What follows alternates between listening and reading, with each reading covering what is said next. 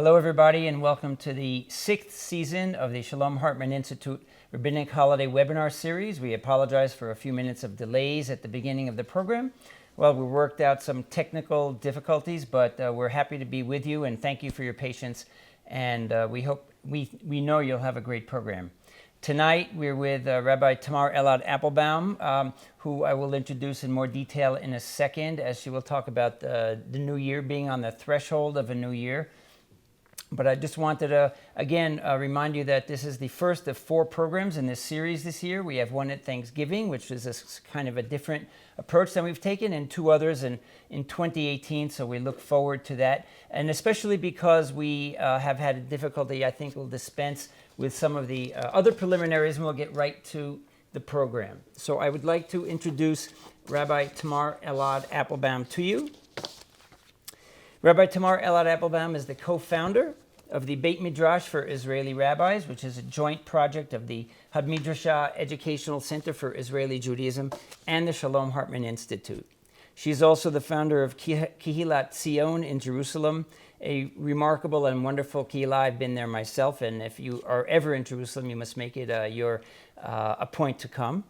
Her work spans and links tradition and innovation, working toward Jewish spiritual and ethical renaissance. She devotes much of her energy to the renewal of community life in Israel and the struggle for human rights. And you know that we have Tamar's sources on the page, so I recommend that you follow along with us as she speaks. And again, I'm going to turn it over directly to now Tamar. Thank you for being with us. We're really thrilled to have you, and let's go with the program for our audience. Toda Rabbi, toda Alan for the introduction and the chavruta, and toda to Meital and Michael, because you've worked very hard to make sure that we can be meeting tonight and learning Torah. And toda to you, rabbis, who work so hard on the threshold of the new year and every day in the year. It's a very, very meaningful and demanding job. It's not a job, it's a mission. And I want to say toda for all the chagim and the new year that you'll be bringing to us together with your kehilot all around the world. I want to dedicate our Limud Torah tonight on the threshold of Rosh Hashana and Yom Kippur to dedicate it to the people living in Texas and to all the people who are now going through this terrible fear and terrible loss of the life they knew until today in the storm. And also to people who are going through different kinds of storms. The fact that we all live in different places doesn't mean that we cannot feel for each other. On the contrary, many times we feel for each other. As further it is, the more we feel. And we feel for you tonight. I don't know if there are rabbis from Texas, but we are with you, and we dedicate these words for the well-being of all the people who are going and suffering through that.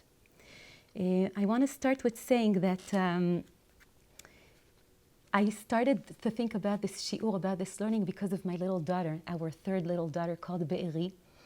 And she did a sign to our house saying that she doesn't want any monsters, volcanoes, or bad people to come into the house. And for a long time, she felt wonderful that there's a sign saying to none of these people to come into our house, and she felt very secure. But after a few months, a few weeks ago, she said to me, "But Ima, what if sometimes I'm bad and I'm in the house? How can it be that I myself in the house can be both good and both bad, putting a sign for someone else, but maybe I'm, at least just a bit, that kind of a person?" And it was beautiful to see a 4-year-old little child thinking that way, knowing that people could be so complicated. And it's not only about children. I know it about myself.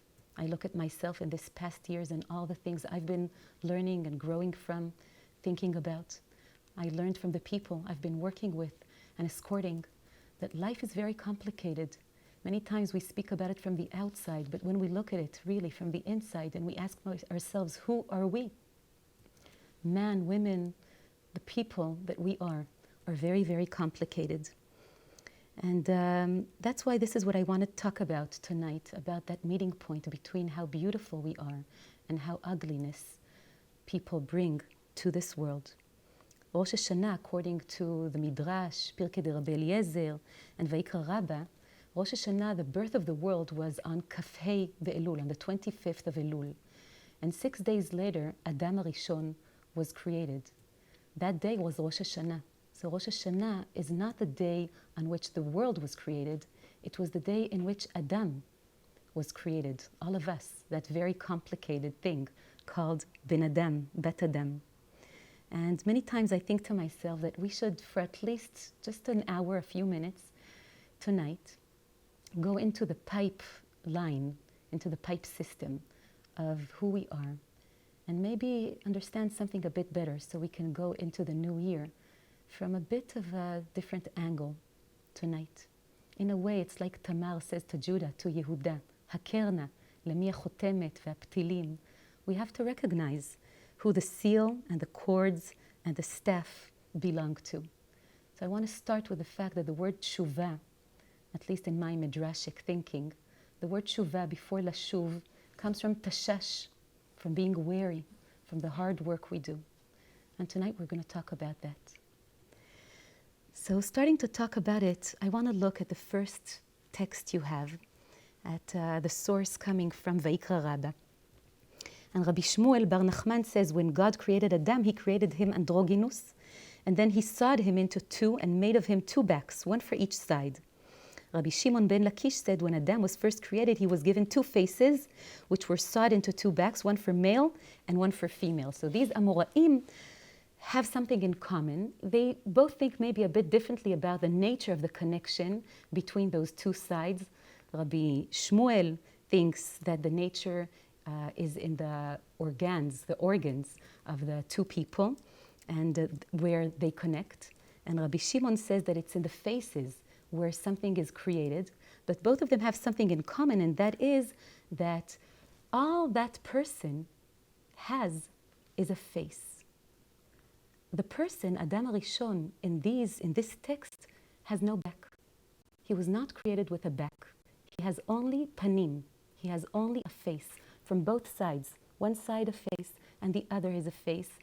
He's an androgynous, and everything you could see when you look up at his figure is panim.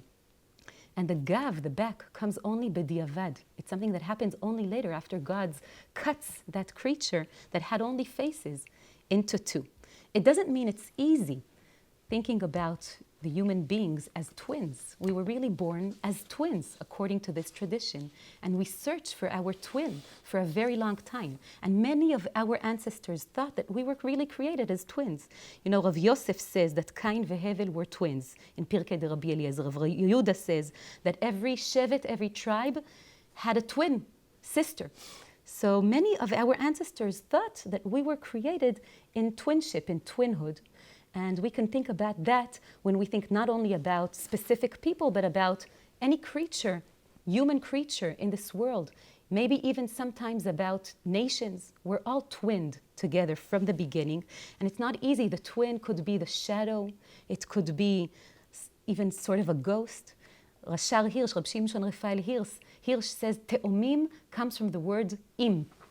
That we feel that we are really connected to each other, that we're dependent on each other. Sometimes we have to fight over the very same thing, even more than brothers, where in the same moment we could even look exactly the same. But that's the first tradition. I want to bring tonight the second tradition. And the second tradition comes from Avot de Rabbi Natan, and this is what it says. When God created Adam, כשבראו הקדוש ברוך הוא לאדם הראשון, he formed him with both front and back. As it is written in Psalms, thou hast hemmed me in behind and before, and laid thy hand upon me. And the angels of God descended to destroy him, and God picked him and sheltered him under his wings, as it is written, and laid thy hand upon me. So this shita, this thinking, the school of thought of Avot de Rabbi Natan, says that from the very beginning, Adam Arishon had two different parts, a face, panim, and a back, achor. And they're very different. They're so different that the malachim, that the angels, come down and try to destroy Adam Arishon because of that dualism. And I think about Yechezkel, the prophet, the way he describes the malachim, he says about the angels, V'ha'ofanim mele'im enayim saviv. The angels are full of eyes everywhere, in the front, in the back, in the panim, in the achor, but not human beings. Because when we think about what is panim and what is achor, panim Look at my face now, think about your face now, or the people who are around you. Through my face, I can see, I can hear, I can recognize. Everything that has to do with connection is here in my panim. But my achor has no reception in many ways. I don't have eyes, I don't have a smelling ability, I don't have a mouth, I don't have ears, I don't have any of those. My back is where I disconnect. That's why we say that he showed me his back or she showed me her back. The back is where we disconnect from the world. And so two completely different views of a human on life. One is connected and the other is disconnected. Panim and achor. And I think it's very, very tricky to understand that we really hold both of them together. That's why I brought you the next text from Meshulam Feibush Heller, the Yosher Divrei Emet. And this is what he said. How frightening it is that we could be the same creature holding two completely opposite abilities within ourselves from the beginning. And this is what he said. Ze leumat ze asa Elohim tov leumat ra. God has made the one as well as the other. It says in Kohelet. And all those characteristics that are in the good, there are two in the evil. And the letters of names of the sacred and of the shell are equal. Only their combinations are reversed. For example, in the sacred, there is keter, and in the shell, there is karet. Same letters. In the sacred, there is kesher, and in the shell, sheker. In the sacred, tam, and in the shell, met. In the sacred, oneg, and in the shell, nega, and many more alike. And the attribute of the shell is to reverse any truth and to make of the good evil and of the evil good, as it is written, woe unto them that call evil good and good evil. Hoy haomrim lara tov velatov ra. So in this text number 4, we see that human beings are like a labyrinth. And it's very tricky. What are the panim and what are the achor? Human beings are like in a way, are like a paradox that you don't understand. How can they be holding such different characteristics together all the time? And what are you meeting now? Are you meeting the shekel or the kesher? Are you meeting the met or are you meeting the tam? Are you meeting the keter or are you meeting the karet? It's so tricky that you can't know. So it's not only malachim, angels, who feel it's so tricky and want to destroy man. In many ways, we are too. Many times we prefer speaking about either the good, the panim, the place that connects, or the frightening part, the achor, the place that is far and disconnected. We prefer knowing the world as something that is either or. You're either tzaddik or rasha. We don't want to think that the same person could one moment be this and the other, or even in the same moment be both. It's too frightening. Sometimes on Rosh Hashana, what we do is exactly what the Malachim did in Avot Rabbi Natan. It's as if we go down to human beings, to earth, down to earth, and we say, decide, either you're tzaddikim or you're rashaim. We can't have you the way you are. We can't have you created with panim and with achor. But there are many different ways of looking at this. Arav Yitzchak Hutner, the Pachad Yitzchak, who lived in Brooklyn, I think in Yeshivat Arav Chaim Berlin, in the name of Arav Chaim Berlin, said that we know Shavuot as the day when we receive Torah, Matan Torah. But he says Shavuot is Matan Torah for the tzaddikim. But he said Rosh Hashana is the Matan Torah of Baalei Tshuva. There's a whole Torah, and that's the Torah of Baalei Tshuva. And Baalei Tshuva are me, are those people who have both panim and achor. We know many of them, we are them. They hold both face and back, both the place that connects and listens, kesher, and the place that disconnects and doesn't listen and gives his back, sheker. And Baalei Tshuva are those people who stand on the threshold of Rosh Hashana asking for something to happen to them. The real question is, what could be the model of tshuva for a person who has achor v'kedim, who has panim and achor in Rosh Hashana? And in order to understand that, I want to go to text number 3. And that is the text from Gittin, from the Mishnah in Gittin, in which Chazal speak. Normally it's perceived as Chazal speaking about the Canaanite Eved, the Canaanite slave, who once had two masters. One of the masters gave him freedom, sold him back his freedom, and now he's half slave and half free. And how does he live his life? Ask our ancestors in Gittin. So this is what they say: whoever is half a slave and half a free man should work one day for his master and one day for himself, according to Bet Hillel. So Bet Hillel say it's easy. If you're half a slave and half free, one day you're a slave and you work for your master, and one day, the day after, you're free and you live whatever you do, what you want for yourself. And it seems proper and something that you could do. But Bet Shammai say, ma pitom. You have set matters in order with regards to his master, but you have not set matters in order with regards to himself. He is not able to marry a slave woman because he's half free, nor is he able to marry a woman who is free because he is half a slave. Is he to refrain from marrying? How can he? For is it not the case that the world was created in order for people to be fruitful and multiply, to live, to have a life, to bring more life in the world? For it is said, he did not create it to be a waste, but formed it for inhabitation. Lo tohu bra'a, lashevet yetzara, says Isaiah. But for the rightful ordering of the world, his master is compelled to make him free. And he writes out a bond for half his value. Then Bet Hillel, it's one of the only places, changed their mind and taught according to the opinion of Bet Shammai. They taught that a human being cannot live his life being half slave and half free. He has to be free, completely free, in order to have a life, to make a life, to hand life over. So I want to just say for a minute that, philosophers look for truth. I think rabbis are not philosophers. Our sages were not philosophers. Rabbis look for honesty. They want to be kenim. They want to be speaking truthfulness. It's not the truth. It's the fact that I want to be truthful and say to you the truth. That's why Bet Shammai and Bet Hillel say, what do you say to a beautiful bride? And Bet Shammai says, don't tell her something not true. Be truthful. That's our job in life, to speak the truth as we see it, as we perceive it in this moment. So I don't want anyone to come to me on Rosh Hashana or Yom Kippur and tell me that I'm a tzadikah. I want me to come to myself and tell myself that I have two parts, panim and achor, the place that tries to touch and see and connect, and the place that is sometimes not able to do so for all kinds of reasons. Because of my childhood, because of my character, because someone hurt me, because I'm afraid. It can be any reason. We can understand them, we cannot understand them. Sometimes they're a crime and it has to be dealt with. Sometimes it isn't, and it's a mistake. In any case, we all, or at least most of us, or at least me, we're panim and achor.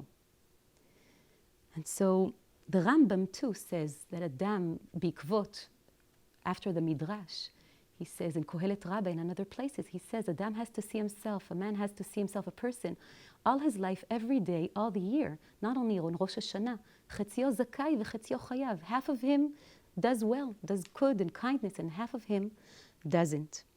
And so when we speak about tshuva, we have to start by saying who we really are. And the truth is that we really are half and half. We are achor and we are panim. Achor v'kedem tzartani v'tashet alai kapecha. You have created me from the beginning with a back and with a panim, with a face, with a front. But Bet Shammai says, and that's also very much truthful, that in honesty we can't live like that. It's very, very difficult. How can we live like that? What kind of a world can we make out of that? And we have to try and buy our freedom back. And when?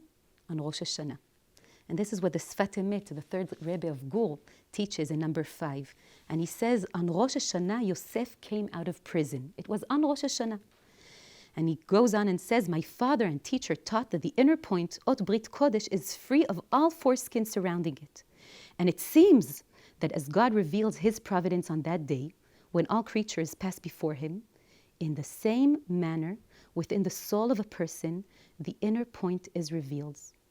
And the sages taught that the soul resembles God. As he sits chamber within chamber, as he provides the whole world, so does the neshama provide the body. And the Midrash teaches God judges the world and the soul judges us, judges the body. So the Sfat Emet takes us to a big dispute between Rabbi Eliezer and Rabbi Yoshua in the Bavli Rosh Hashana. I think it's page 10, where Rabbi Eliezer and Rabbi Yoshua ask, when was the world created and when is the world going to be redeemed? And Rabbi Eliezer says the world was created in Tishrei and it's going to be redeemed in Tishrei. And he gives examples why, what happened in Tishrei. And the Sfat Emet agrees with him and he says, you know, Nisan may be the time when God redeems the world, but Tishrei is the time when Adam redeems his world, redeems himself. And so he redeems the whole world. And how does that happen? When he understands that at least once a year, he can see that Ot Brit Kodesh, that sign within him, and that sign within him is the Nekuda of freedom, the point of freedom. And it's pure, and nothing can change it. And if he sees that point, he can take himself out of Beta Asurim. He can redeem the other half and make himself together with the other half one whole, free person. The person who asks why does it happen on Rosh Hashanah is Rav Kook. And you'll see it in number 6. Rav Kook says this. We won't read everything. Let's just read the second sentence in the middle. The sin of Adam HaRishon was that he became estranged to his own self, that he turned to the snake and lost himself, not knowing how to answer clearly to the question, Ayeka, where are you? For he didn't know his soul. For the true inner self was lost to him in the sin of bowing before the foreign.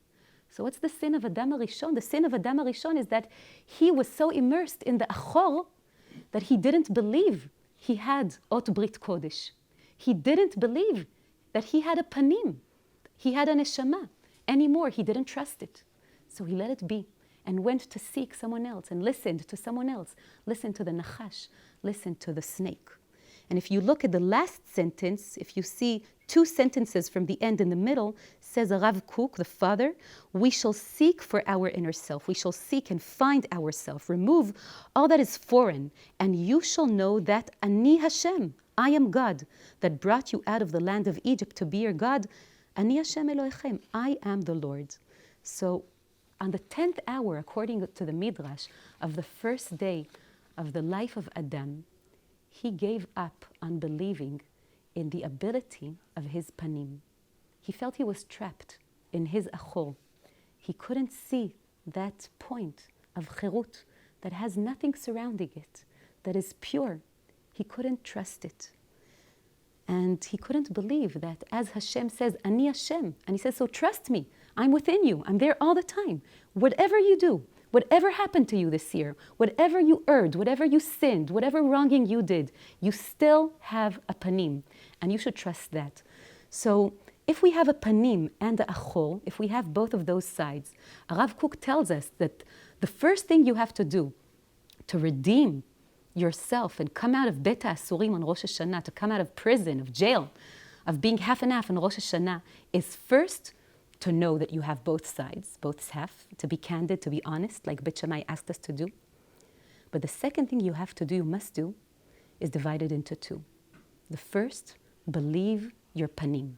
It's there all the time. That's Ani Hashem. It's there all the time. Nothing could ruin it. Nothing could stop it. Nothing could diminish it. And the second is told and taught to us by Rabbi Eliezer in the Midrash in Tehillim. And look at this. It's absolutely beautiful. And they say number 7, Adam was expelled out of the Garden of Eden and settled upon Mount Moriah, for the gates of the Garden of Eden are adjunct to Mount Moriah. But the question is, when he came out, when he was expelled from Gan Eden, what was he wearing? Was he naked? We know he wasn't. We know he was wearing something. What was it? Rabbi Yoshua ben Korcha says, from the tree which they hid under, they took leaves and sewed, as it is written, and they sewed fig leaves together and made themselves girdles. Okay. But Rabbi Eliezer says something completely astonishing, stunning, of the skin that the snake shed. As it is written, and God made for Adam and for his wife garments of skin, kutnot or, ayin vav reish, and clothed them. So Rabbi Eliezer teaches us that very snake that made Adam v'Chava be expelled from Gan Eden, they took his shed and they were dressed with that by God himself, which is incredible. The Zohar, the Tikkunei Zohar, speaks about it and says, Mashcha dechivya, that shed that was on the snake, that shed came off him and went to them. And the Sfat Emet teaches and says, don't read kutnot or, ayin vav reish, but read kutnot iver, ayin vav reish. Iver because it's the back. It's where you don't trust anything. You're far away. You're disconnected. They put it on themselves. But what amazes me is that you put your mistake on your neshama. The neshama of Adam and Chava was dressed with their mistake. And so think about what happens when you're dressed with your mistake. Slowly, a day passes by and another, and you start asking yourself, where does the snake end and where do you begin? You start asking yourself, where is Ani? And you remember that there is a Ani, like Ani Hashem. Slowly through the achol, and through the sin, and through the punishment, that very same punishment is the threshold to the panim, is the threshold to Ani, to the cherut, to the freedom. There's something incredible in thinking that that half that we think is our worst half is actually the door to doing the greatest deed of all, and that is the deed of freedom, the deed of believing, trusting our neshama, trusting Ani Hashem. When I go back to this Mizmor in Tehillim, Achor v'kedem tzartani v'tashet alai kapecha, I say to myself, it's one of the most beautiful ones. I say to myself that many times we think that it speaks about God. Pli'a dat mimeni. I don't know who you are, what you are, you're everywhere. And maybe Adam says, the puzzle is not you, Hashem, the puzzle is me. I don't understand myself. I could be so high, and the next moment I could be so low. I'm the puzzle. But wherever I go, v'tashet alai kapecha, wherever I go, your hand is with me, caressing me, guiding me, protecting me, not letting me go. And because you trust me, I too will trust myself. And through the sin, and through the punishment, and through that garment made of the skin of my mistake, I will slowly find my way to find who is that Ani hiding amongst all that. What are my panim on the other side of the achol? I want to go to the Sfat Emet and listen to see what he says. It's so beautiful. And he says, in according with the Midrash, Achor v'kedem tzartani, v'tashet alai kapecha, from Psalms that we have talked about since the beginning, and the Avot de Rabbi Natan bases all the model of that human being on the Baal Tshuva, the model of the Baal Tshuva, on that pasuk, on that psalm. And he says, for the neshama is part of the divine, and she is within the aspect of kedem. He says the neshama is the kedem. Kedem comes from kadum. It was always there, and it will always stay there. And so it was with Adam that he was created behind all creations, and immediately was put into the garden created before them all. And after the sin, it says, and God made for Adam and for his wife garments of skin. And Rabbi Meir reads garments of light, for at the beginning they were truly garments of light.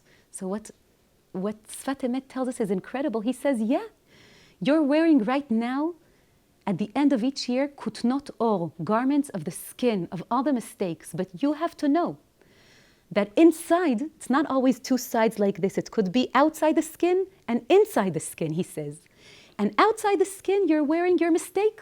And you have to figure out who you want to be, who you are, Ani.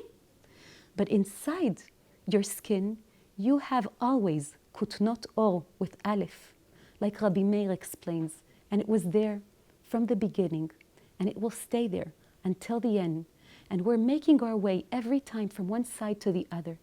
We're making our way from the garments of the skin shed by the snake, by the mistake that we wear, to the garment of light that we have been giving and trusted from the very beginning.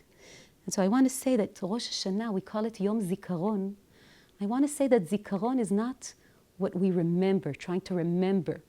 Maybe Zikaron is Hizachrut, to remind yourself who you are, to go through everything from the beginning and to remind yourself where you erred, to go through all those different halves, the half of the achor and the half of the panim, the half of the mistake and the half of the light, and to try and make the connection between both of them, not to choose one of them, but to know we live with both of them together. But the entrance to the or with aleph, to the garments of light, is through the sin and through our ability to do some movement, the movement of emunah, to do an act of emunah, where we do tshuva. It's amazing to think that the Rambam doesn't think that tshuva is a mitzvah. Because tshuva can't be a mitzvah. You're not ordered. To become a free person, you just have to be free. And only when you do that and find that point of freedom, then you redeem your other half, the half of the achol. And like Bet Shammai taught us, you become a full man who could live a full life. And so I want to go to the very end of what I'm going to learn tonight with you, tonight here in Israel. And to say that this is not only for the private person, this is for the person in general, the person called humanity. All of us have panim ve'achor. In the most difficult moments in history, there are panim ve'achor, and achor could be the entrance to the panim. We had a very difficult year. Our ancestors had very difficult years. We thought we were on the threshold of something very, very good for humanity, better than anything we imagined. And we ask ourselves, what's going on in this world? But achor v'kedem tzartani v'tashet alai kapecha. Wherever there's achor, there is a panim. Wherever there's a backside and there's a mistake, there's also a front side and there's light. And we have to remember that, especially now, especially in this moment in history, where we rabbis have such a job, such a mission, to hold the action, the ability to do emunah, to do freedom, to believe that you can go between, amongst those two halves. And I want to just almost finish with the words of Rabbi Yochanan, because he says something just extraordinary. Rabbi Yochanan says about Shir HaShirim, which seems as the most harmonic, text that we have, holy text that we have. He says, who is the sister at the end of Shir HaShirim? Who is she? Achot lanu ktana, I'm in number 9.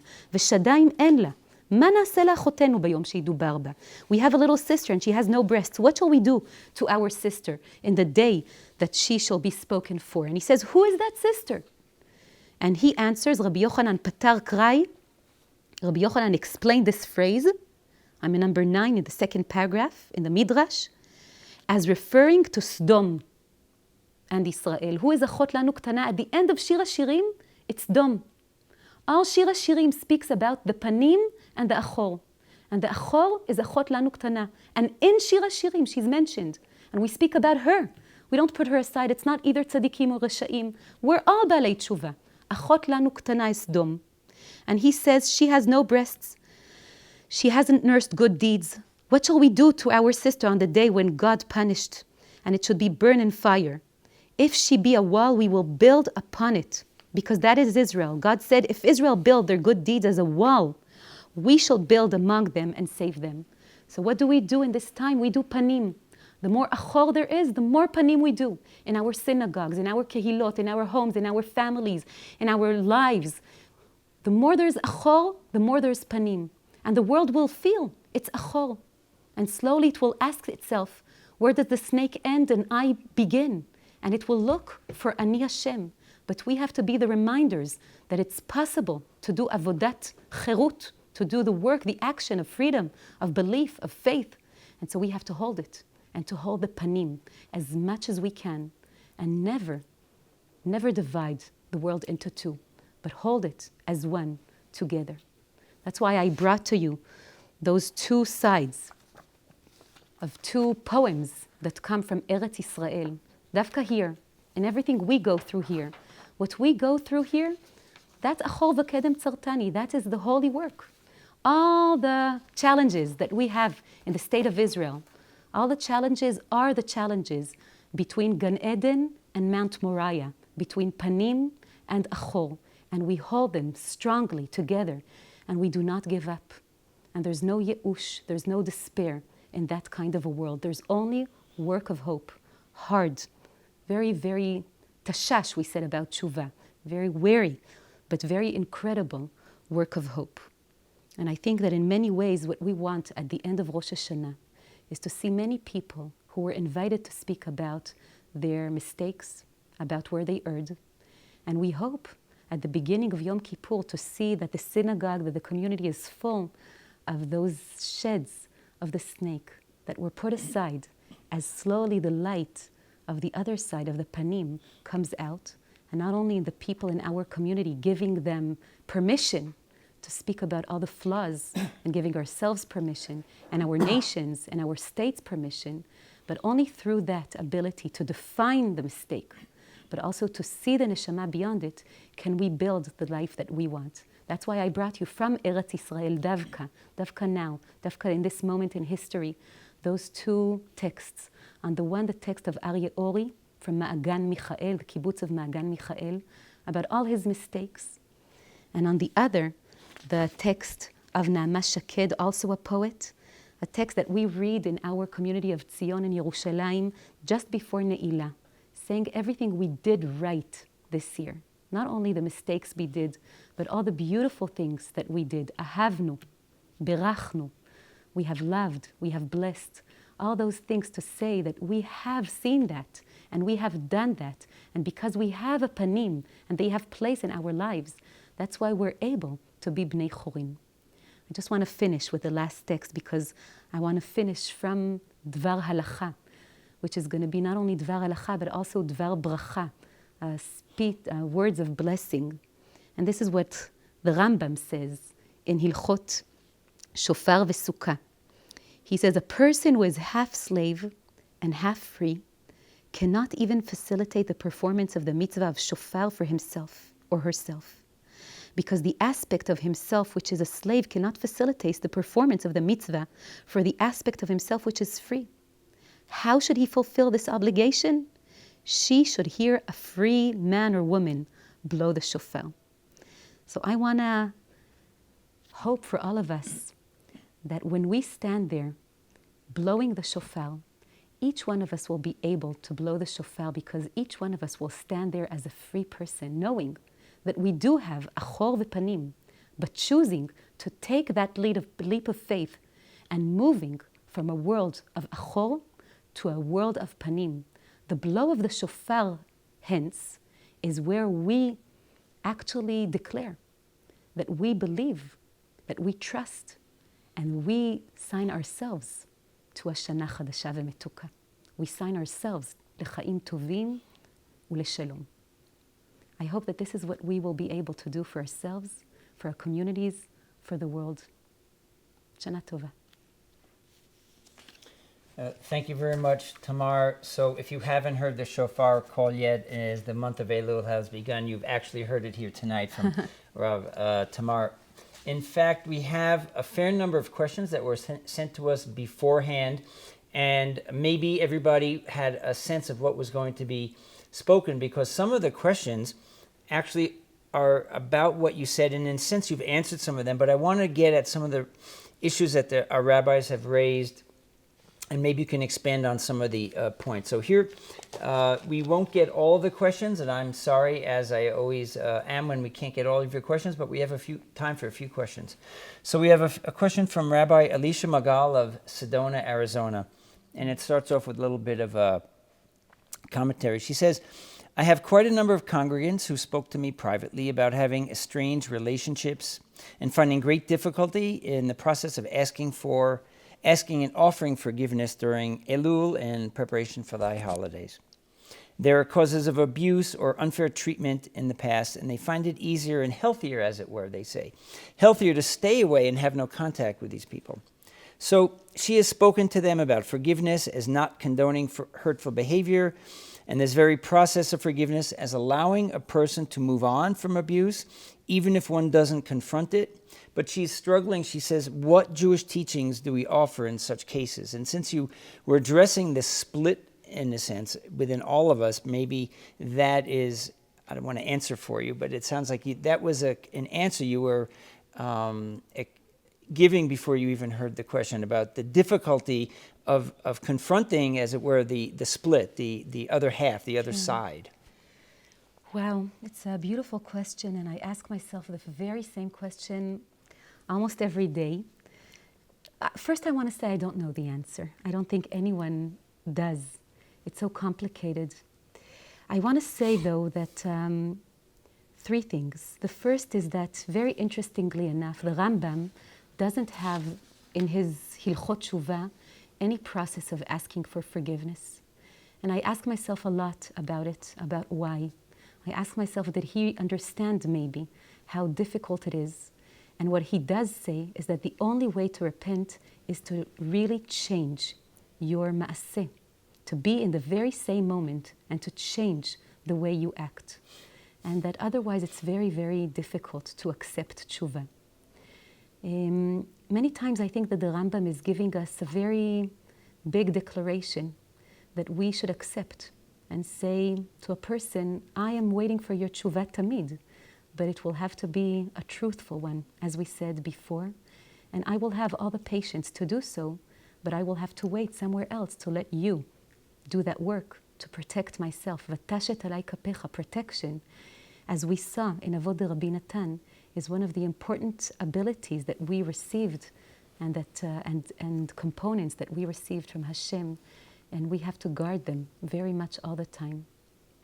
The second thing I want to say, I think the Rashar Hirsch, Rabbi Shimshon Raphael Hirsch, says about Yosef, that he says, don't read that he was Ish Matzliach, but read that he was Ish Masliach, that his ability to forgive his brothers, who clearly were terrible brothers and sinful, and showed him their back, his ability to do that was where he received his power from. I do think in our world that we still don't have in the world, in the Torah of Tshuva, we still don't have a Torah about those people who were hurt. When you look at our text, for too long, people speak about them, but they don't have a voice. And so these people remain silent for a very long history. I think we are now, as we arrive deeper days in the world, in the ability of language, in the ability of thought, in the ability of psychology to enable people to speak about their inner life, about their neshama, and about their lev and regesh, bevet Elohim ne'alech biragesh. I think that this world calls to the people who have been hurt to speak up. Many times I think that all the systems around us make the people hurt weaker. And I ask myself, are synagogues, or could synagogues and rabbis be a safe haven to make those people the teachers? If you look at the character of Hashem, there's no other character that has been hurt more than the Kadosh Baruch Hu, by people, by his partners, by the world. And yet the Kadosh Baruch Hu is here and does not give up. I think this time in history is the time where the people who have been hurt have to stand up and speak the Torah of the power of the strength of emunah, our ability to believe in ourselves, to speak a world that is secure and untouched by evil, but also to speak a world that is able to look at the people who have wronged and erred and to help them not to die in their evilness, but to have some kind of a process, invite them to some kind of a process of tshuva. Many times when I look at the legal world or the world of halakha, I see people who really speak about right and wrong and take the world apart, reshaim, tzaddikim. I think rabbis and synagogues should be the place where people, in some way, protected, should meet and go through some kind of a process of reconciliation. That's what I am looking for. And I think there will be no tshuva to the world, no tshuva to Sdom, unless we, the people looking for that, the people who were hurt and the people who hurt, are able to sit together and see panim ve'achor and believe that the neshama is in both. We're running out of time, but since we started a few minutes late, perhaps with your indulgence, you'll stay with us for a few more minutes. I wanted to get at least one more question in because, in fact, this next question seems to go directly from your answer, so I think it's really worth bringing to us. This is from Rabbi Edward Sukol of the Shul in Pepper Pike, Ohio. And he writes, relative to the threshold of the new year, I'd be interested for you to address the relationship between tshuva leading to personal growth and our own willingness and ability to allow ourselves to be or to become vulnerable. So it seems to address the very point you were talking about, the people who've been hurt, in a sense, becoming the leaders and speaking to us. So apparently there is a need and a desire for the freedom to become vulnerable. Exactly. That's exactly Todah, Edward, and it's exactly, you're right, Alan, it's exactly that. The teachers of the world should be the people who have been hurt. I think many times about Yaakov Avinu, about Yitzchak, these people have been hurt by their parents, have been hurt by life. They have also hurt others many times, maybe because of that. But it's a cycle. And many times I think that there's no other way of looking at history other than allowing and inviting the people who have been hurt to be the teachers. In many ways, these are Jews. The Jews have been a people who was hurt for a very long time. And thus it could either close itself in a bunker and say, the world touched me in a hurtful way for too long. I don't want to see the world anymore. And we see that, and we know that kind of an attitude. And another world says, no, that's why Yehudim have something to teach themselves and the world. I think this is one of the most difficult challenges for a person, to be able, on the one hand, to differentiate between tov v'ra, etz hadat tov v'ra, and on the other hand, to make chaim, etz hachaim. The Sfat Emet says that this is the big quest of Rosh Hashana, that you hold within you both etz hachaim and etz hadat tov v'ra. Many times when a person has been hurt, he's in etz hadat tov v'ra. Everything is either good or bad, and you cannot allow yourself to be tamim im Hashem Elohecha anymore. You can't be fragile. You can't be innocent anymore. You can't be etz hachaim. Etz hachaim is eating from everything, is trusting everything. There's something that we have to learn, and we Jews could be very good instructors in that, and any one of us should learn how to do so, but together it has such power to ask, how could a people that was hurt learn and teach the world that davka from that place, from the place of the Brit Milah, from the place where you're hurt, from the place of all those people who came before us and all our parents and grandparents and ourselves hurting the world today, how can we from that place stand up and look at all the people around us and want to work with them and trust them that we can work with them, because there is no other world. There's no world in which tzaddikim and reshaim live apart. We actually live together, side by side, within families, everywhere, all the time. So how can we make both etz hadat tov v'ra, differentiating between evil and kindness, knowing what is a sin, stopping it, but dealing with it, but on the other hand, having trust in a world that it could go through a process. I think the only way to do so is to be a people of faith and to take those people and grow them to be the teachers of the world. Well, I think we're going to have to cut it off from here, and I'm very sorry, because clearly there's a lot more we could talk about, but maybe we'll leave you hungry for a little bit more, and that gives me an opportunity to talk about two small things that I think you may want to take a look at, both available by viewing on the Hartman website. And one is a special publication that we've created in partnership with the Ministry of Foreign Affairs, which is about reflections on Jerusalem for the new year, which includes some commentary from Tamar, which is a brand new publication which you can use in your synagogues or for your personal use.